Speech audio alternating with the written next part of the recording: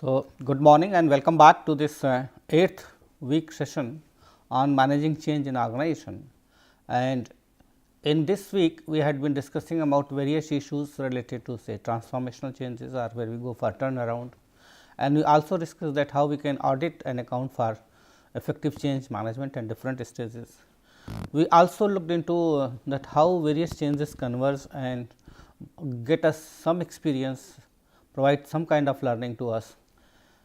So, in continuation of that, what we are going to discuss now is that we will take up some examples, cases of Indian companies who have managed change successfully. We will also take up certain cases of change management, which have not been so successful or those who have not been able to change themselves. So, we start with Indian cases or examples of change management, and in this continuation we are going to discuss few prominent cases of change management in Indian companies. If you look at change management in Indian organizations, now you will find that after the liberalization process, most of the organizations are also going for change, restructuring, bringing about new technology, changing systems and processes, are going for improvement in their product and processes. Most of the companies have to understand that yes, the speed of change, the degree of change and how this change is going to help them to transform their organization. Similarly, the expectations of the people are changing, technology are changing, and since we are living in a globalized world, this is causing a lot of disruption among Indian organizations. So, those organizations who are not going to do well are not going to say respond to these challenges will not be able to perform well in future. So, what is required is that most of the Indian organizations have to ensure that they go for these kind of changes which is required, and this should be a kind of cyclical in nature that will continuously go for these kind of activities. So, keep on changing themselves depending upon the requirement, and if they are able to change faster than their competitors, definitely they would be meeting the expectations of the various stakeholders including employees, suppliers, investors, everybody, and they would be able to make some kind of competitive advantage to them. Now, moving further to discuss some of the cases, I have taken few prominent cases. The first one that I have taken is ICICI Bank, which is also known as Industrial Credit and Investment Corporation of India, and you can see the logo here. Now, if you look at this company, that is ICICI Bank today, and the kind of transformations that they have been going through various years. For example, mid 80s they diversified into merchant banking and retailing. Then 87 they actually co-promoted a credit rating agency which is known as CRISIL. You may be knowing about it. Then they also promoted the first venture capital company in India in 1988. In 1990, they also diversified into financial like activities. So, then 1991, they tied with UTI to set up screen based security markets, and then 1990s they entered into the insurance business. In 1992, they tied up with JP Morgan to set up investment banking. Now, if you look at the kind of diversifications or the change that they have been trying to bring about, starting with merchant banking to CRISIL to become a merchant banking, then asset financing, then retail banking, insurance, right, or even going for investment banking. This shows that ICICI had been very dynamic in its change approach, and keeping in mind the requirement of the bank, they had been able to diversify them to different related areas. So, this is what we call a strategic change in the organization. Now, moving further, if you look at the change management activity, it actually started in 1996 when K.V. Kamath took over as CEO of ICICI in 1996, and he was the person who initiated a lot of changes. So, he is the person who led the change. So, you remember we talked about leading change. So, it is very important the top managers take the initiative to new changes. So, and he was the person who went for these kind of new changes. And then if you look at the kind of restructuring exercises that he carried out in organization, like he divided the entire company into three groups like infrastructure group, oil and gas group, that is known as OIG, then the PTD like planning and treasury department, then a structured product group. So, these are the 4 different departments, the 4 different independent units that he created within the ICICI. And then the focus was on the customer. So, based on the customer's requirement, he created 3 new departments. So, especially major client group you can see, and the major client group was handling the top 100 customers. Okay. So, they were the top customers who were investing with the banks. Then they had the growth client group who were looking after the needs and the mid-sized companies, and then the personal finance group who were looking after the general public. So, now if you look at that, the leadership changes, the changes in the structure, and then changes in the departments, all these were carried out keeping in mind the business of the organization. Then they also went for competency development to ensure that people are able to change their capabilities depending upon the requirements. So, they went for training and seminars, and they also started a 2-year GMTP, this is known as Graduate Management Training Program. In order to ensure that people are going to be motivated enough when these restructuring program was going on and the company was able to make profit, they also try to link it with the reward, that is compensation structure. They also try to bring 2 different kind of structure. One was based on contract based, which is going to attract high risk taking employees, prospective employees, and the other one normal tenure based, who were looking for job security. So, these were the different kind of you can say changes which were brought by ICICI under the leadership of K.V. Kamath. Now, in 1997 it became the first financial institution to go online, and 1999 it got listed on the New York Stock Exchange. It was the first ever Indian financial institution to go to the American Depository, that is ADR route, right. Next year ICICI Bank also followed the suit, and in 2005 it announced its initial public offer to the Indian market and announced and actually collected $80 million, right. So, if you look at the history of ICICI and the kind of change management activity that was taken under the then CEO Mr. Kamath, it was able to compete with other banking institutions, and then 2009 actually Kamath handed over this reins to Chanda Kochhar, because Chanda Kochhar became the new CEO, and then recently Chanda Kochhar also left the company. This is now under the new leadership.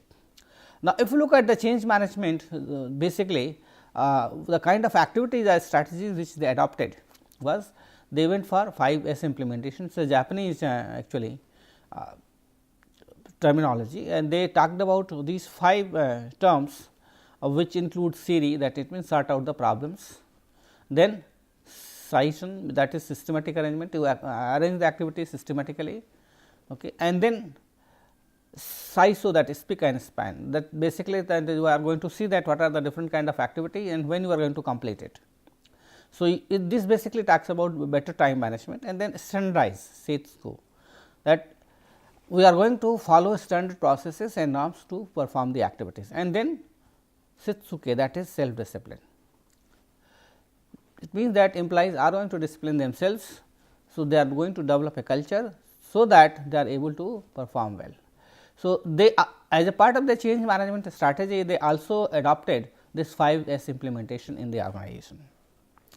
And you know that in 2002 again this Bank of Madura merged with ICICI, and the integration was very successful, though most of the integrations recently which has happened has not been able to give results, but this merger with Bank of Madura and ICICI was very profitable for the ICICI, and it was because the proper HR initiatives which are taken by the managers of both the companies relate to the integration, so that they could see that the issues related to change like communication, compatibility, leadership was reduced, and then they are going to successfully merged, and as a result both the companies merged together very well. Now, if you look at the outcome of these change management activities, you can see that yes, best advantage was that it was followed by everybody, from the peon in the organization to the president, everybody followed this kind of system. It also contributed generously, making up to 50% of the savings. So, this as a result of this basically they were able to cut their cost. Then also when the lower rank employees boast of tracing documents in record time just 30 seconds, because they had gone for online.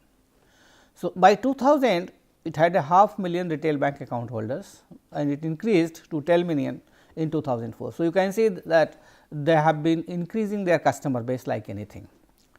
Then it claims to be number 1 credit and credit card company in the country now, and with 2.5 million card issues in the last 5 years. So, you can see that as a result of the change efforts that was carried out by Kamath and then his predecessor Chanda Kochhar, lot of structural, technical and all kind of changes were carried out at ICICI, and then it resulted in better performance for the organization. Now, we are going to move to another organization, well known organization, which is known as Tata Motors. Now, if you look at the Tata Motors and the different activities, you know that it is considered as the 5th largest manufacturer of commercial vehicle in the world, and these are the vehicles that they make, and then brand name basically which include Tata, Jaguar and Land Rover, right. So, it was a manufacturing of commercial vehicles especially, and then they went for a recovery strategy, basically because in 2001 they basically there was a loss of almost 500 crore rupees, right. So, the kind of strategy which they adopted to turn it around was to see that they undertook certain activities in various phases to ensure that the company was able to make profit. So, in 2001, from 2001 to 2006, the company was able to make a profit of 1500 crore rupees. So, it was a very successful turnaround which has happened in Tata Motors, and it could be considered as a transformational change in the organization, right. And they have 3 manufacturing facilities, as you know that Jamshedpur, Pune and Lucknow, which roughly employs around 18,000. The number may go up or down, the current status is not yet known, and they produce almost 150 products with 250 variants. It means they not only produce vehicles, but also produce various parts of the vehicles. Okay. The number include almost 150 products that they have at their disposal. Now, moving to this Tata Motors story of change management, we see that kind of initiative that they had taken. Okay. So, what they did especially, they formulated a roadmap in 3 phases, and each phase of this roadmap consisted of 2 years. So, the first phase they went for turnaround, as I talked about it. The second phase they went for domestic growth, and then they diversified, they went for international growth.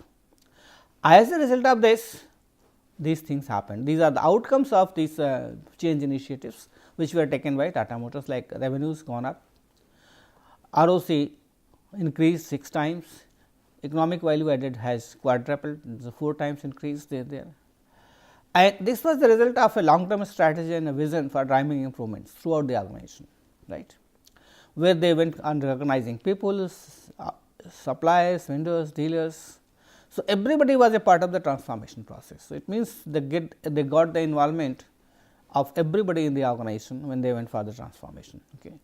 And they also tried to improve the processes and systems, so that they could call them a learning organization, which as you know that learning organization is considered as an organization which is going for continuous improvement and innovation in their product and processes, and that is what Tata Motors have been doing now. Okay. When the leadership was very effective, okay, and those who had fast trackers, they were identified. It means those who had the capability to perform well, and they were also encouraged to take more responsibility, so that they could also grow with the company. And that is how they also linked individual needs and expectations with the organizational needs and expectations. Now, if you look at the change strategy which were adopted by Tata Motors, these are the 2 kind of strategies which they adopted. One was organizational change. So, they went for changing the technology to bring more efficiency in productivity, and also they went for strategic changes. Along with change in the technology and the strategy, they also went around changing their culture, okay, and also the workforce, so that they have more dynamic, talented workforce. So, the employees were trained, they were exposed to outside world. Okay. Young employees are also encouraged, so that they could take more responsibility. As a part of the change in the workforce and the culture, the 2 initiatives which were taken by the organization include that, like they were allowed to think more about the customers rather than their careers. Okay. So, that required a shift in the mind set of the employees, so that they can think about how they can better satisfy the customers, and they also try to bring about a change in the culture by exposing them to outside the world, by encouraging them. So, that is how they could understand the kind of culture that would be required to better satisfy their customers, right. So, you can see here the kind of transformations or the kind of strategies which are adopted by Tata Motors in relate to in terms of scope 3 areas, that was technology, strategy and cultural changes. And in addition to that, they also went about changes in the people management systems and practices. So, that this is aligned with this one, because if it is Tata Motors is improving its performance, it is also going to reward their employees. Now, as a part of this change strategy, if you look at the different phases as I talked about, the first phase where they went for turnaround, then the second phase when they went for domestic growth, and the third phase where then when they went for international diversification, right. These were the strategies at different phases which are adopted by Tata Motors. Now, if you look at the first phase, what happens? They try to reduce the break-even point, so that they could start making the profit. They also try to reduce variable cost, not only variable cost, but fixed cost also the interest. They went for e-sourcing, right, to save the cost. They also adopted CAD and CAM, computer aided design and computer aided manufacturing. They launched customers and dealer management program in 2003. So, based on this, basically they were able to turn it around, so that the company could start making profit. In the second phase, they went for domestic growth. Okay. So, they went for development of different kind of products, and that is why you will see that Tata Motors has come out different type of vehicles, right.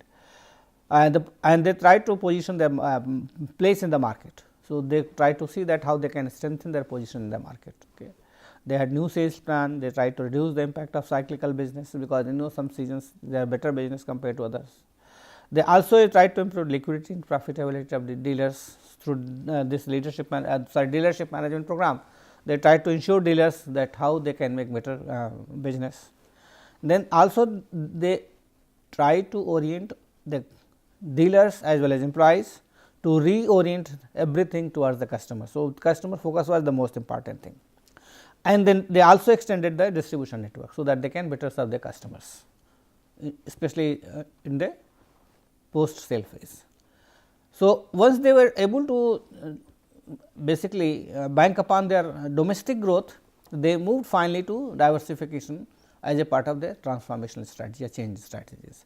So, they looked for inorganic growth, I mean the areas where they could do better, and they identified 12 countries as their priority markets. So, they also started exporting their products into different markets, and then as a part of the globalization process, they had independent export divisions, okay, for both the passenger cars as well as commercial vehicles, right. So, they went for this was a part of the international diversification, especially the marketing, so that they could market their product in various countries, both the passenger cars as well as commercial cars. So, you can see that as a part of the change initiative with different phases, they focused on different activities to ensure growth and development, and this happened when they went for changing the technology, changing the strategy, and also looked into the culture of the organization. So, they changed culture, technology and structure, and what you call say culture of the organization, and based on this they were able to move out smoothly from one phase to another phase to make sure that Tata Motors is going to make good profit.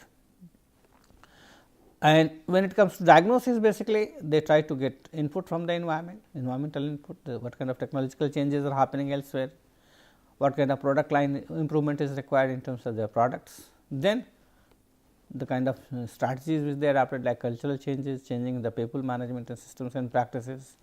Then leadership also, they also looked into they see that how committed people are, how patient they are to see that the business grows.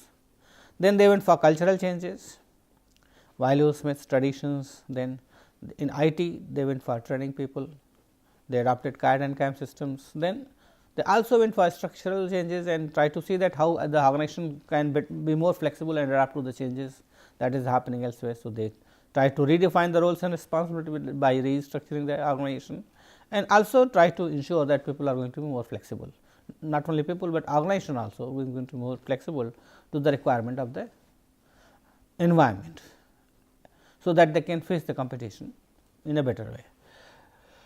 Now, if you look at the international growth and diversification, they only not try to export into the various countries, but they also try to went for a lot of mergers and acquisitions. So, in 2004 actually acquired this Daewoo, South Korea's based truck manufacturing unit.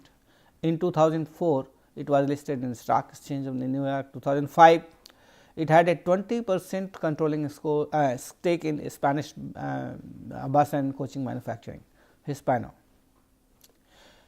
In 2006 it formed a joint venture with Brazil based Marco Polo, Tata Marco Polo bus, to manufacture fully built buses and coaches. In 2008 you will find that it acquired the British car maker Jaguar Land Rover, manufacturer of the Jaguar, Land Rover and Daimler luxury car brands from Ford Motor Company. 2009 it unveiled the Tata Motor truck range jointly developed by Tata Daewoo. In 2009 its Lucknow division was awarded the best of all Rajiv Gandhi National Quality Award. 2014 Tata Motor introduced first truck replacing championship in India, T1 Prima Truck Racing Championship. So, you can see that the kind of innovations that they have been doing through these mergers and acquisitions gave better results to Tata Motors. And so, what actually happens? If you look at the kind of change interventions that were carried out,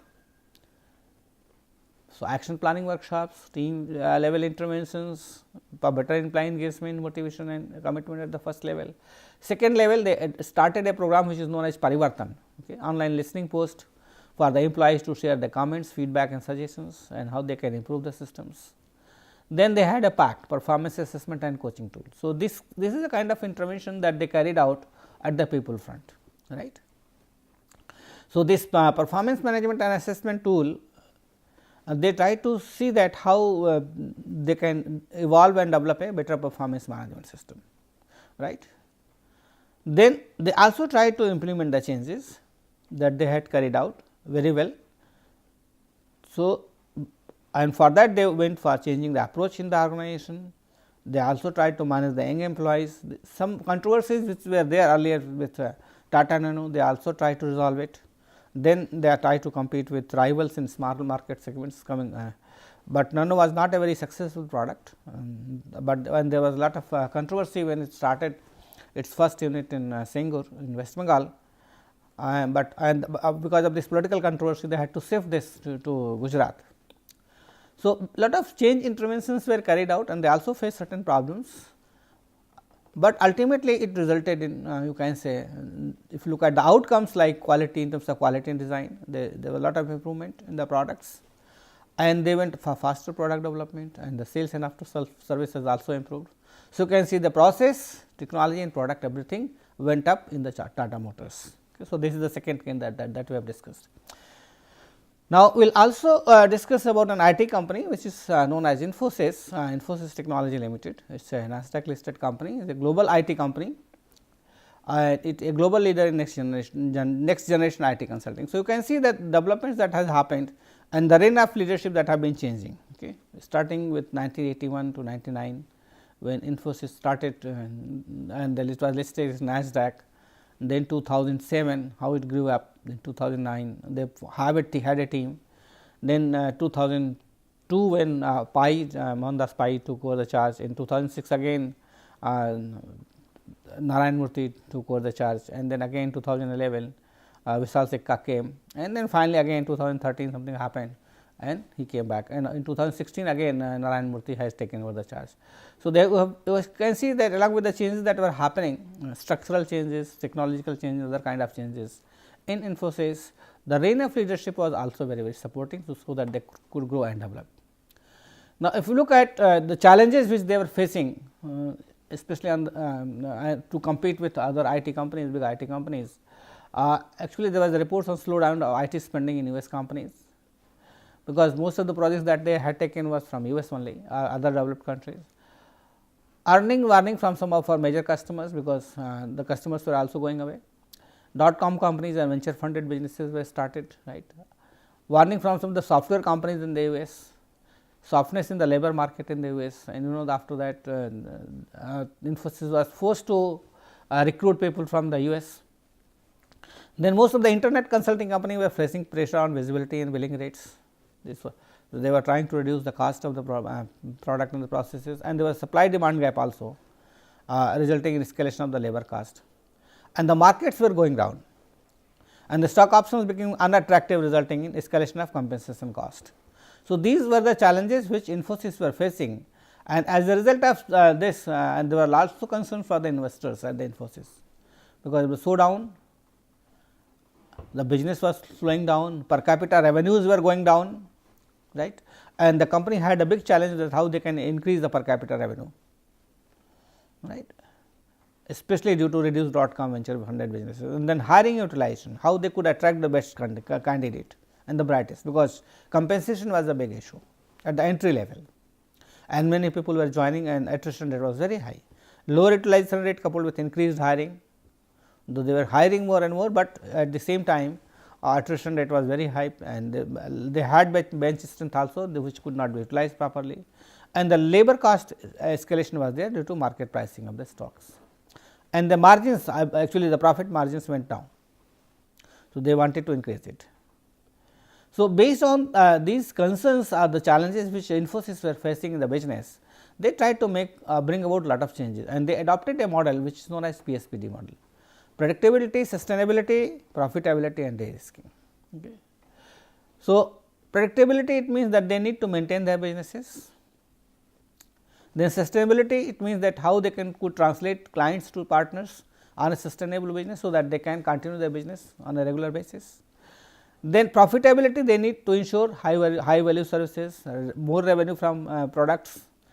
They have to see that what kind of business model they can adopt for global deliveries, how they can upsell their existing customers, so that customer retention happens, and what kind of model of development they are going to use. So, they went for iterative models, so that they keep on changing the model.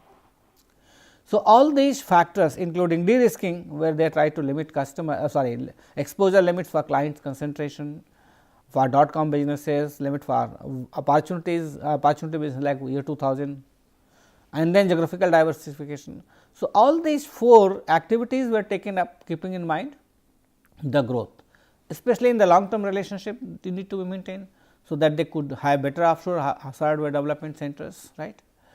So, they try to grow and diversify themselves into various countries, and that is why you will find that Infosys has presence in many developed and developing countries also. And the 3 major concerns were there.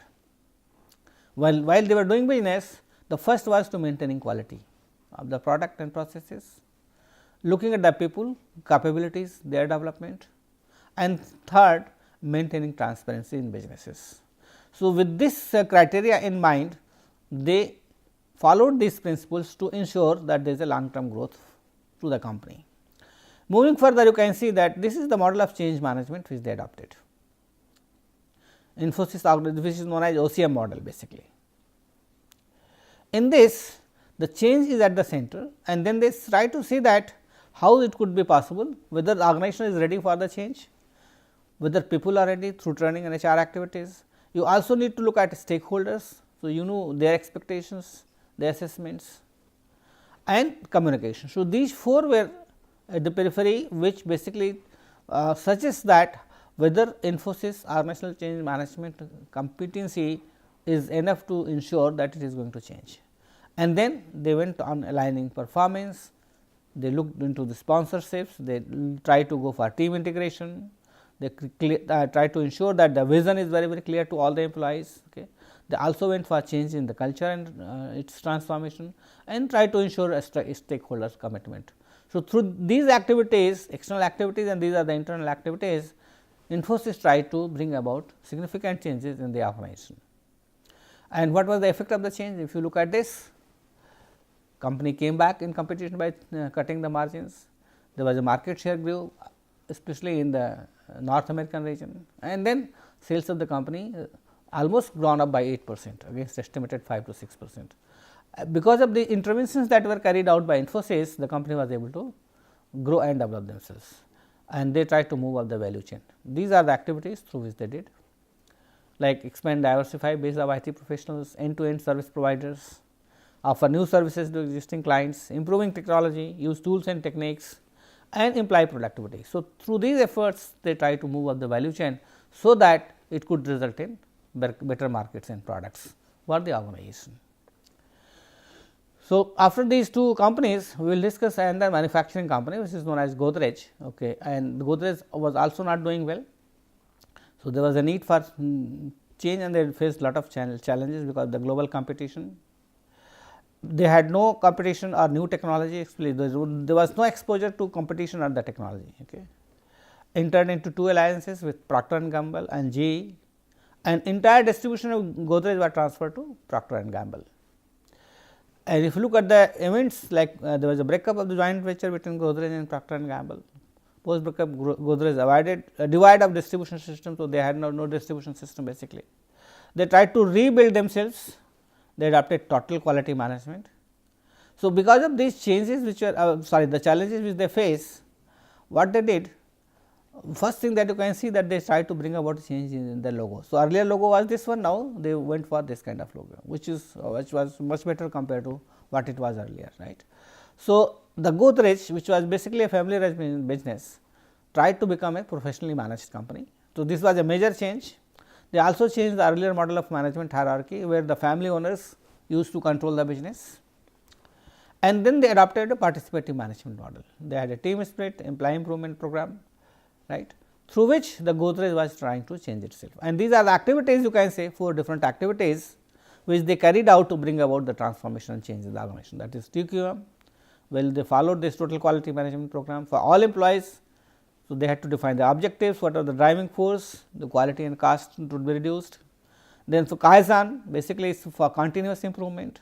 They try to increase employee involvement and participation to ensure that how we can continuously improve product and processes, okay, which resulted in significant saving, and the organization tried to become more flexible.